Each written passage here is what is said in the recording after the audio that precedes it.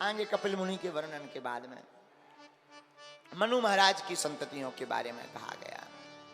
मनोस्तु शतरूपायां त्रिस्त्राकन्यश्च जज्ञिरे आकूतिर्देवहूतिश्च प्रसूतिरिति विश्रुतः। मनु महाराज की 3 कन्या आकुति, देवहूति, प्रसूति। बड़ी बेटी का नाम आकुति। आकुति का विवाह हुआ रुचि प्रजापति के साथ।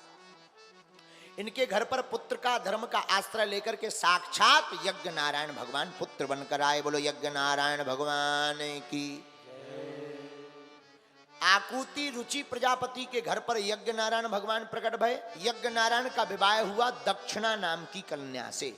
इसलिए आज भी यज्ञों में बिना दक्षिणा के यज्ञ अधूरी है। अगर नहीं है यज्ञ में दक्षिणा तो फल नहीं मिलेगा कुछ ना।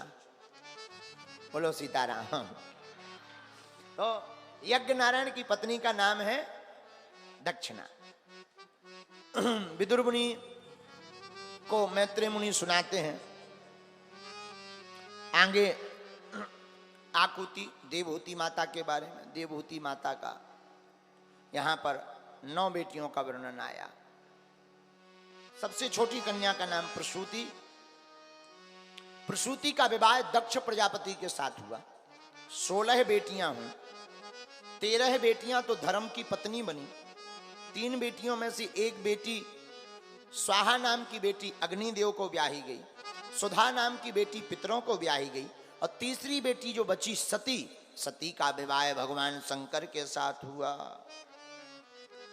लेकिन इनके कोई संतान नहीं हुई। बोले क्यों? बोले बीच में ही सती ने शरीर को त्याग दिया। तो राजा परीक्षित जी हाथ जोड़ के बोले महाराज हमको ये कथा जरा विस्तार पूर्वक सुनाओ। तो कथा कहते हैं एक बार ब्रह्मा जी ने अपने बेटा दक्ष को प्रजापति बना दिया।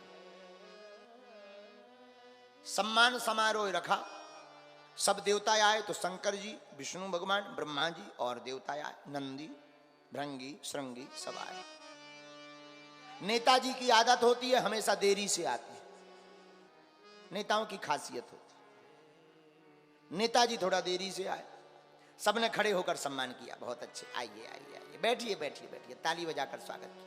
लेकिन 3 लोग खड़े नहीं हुए, शंकर जी, ब्रह्मा जी और विष्णु जी। अब ब्रह्मा जी तो बाप है, बाप क्यों खड़ा होगा? विष्णु भगवान परदादा है, वो क्यों खड़े होंगे? शंकर जी ने सोचा हम में और ब्रह्मा जी में अंतर क्या, हम क्यों खड़े? लेकिन इंसान की नजर है 100 लोग प्रणाम करें, एक व्यक्ति प्रणाम ना करे तो नजर उसी पे जाती है। ये है कौन? सब लोग राम राम करें, एक व्यक्ति राम राम ना करे उसी पे नजर जाती कौन है? अच्छा एक दिन हम बता रहे थे जिसे कोई भी वस्तु प्राप्त हो जाए उसकी कीमत भले ही 2 कौड़ी की हो, भले ही करोड़ों की हो, करोड़ों की वस्तु उसे अगर सहज में मिल जाए तो उसकी कीमत 2 कौड़ी की समझता है। और 2 कौड़ी की वस्तु अगर उसे मिले ना तो उसकी कीमत करोड़ों की समझता है। ये इंसान का स्वभाव है।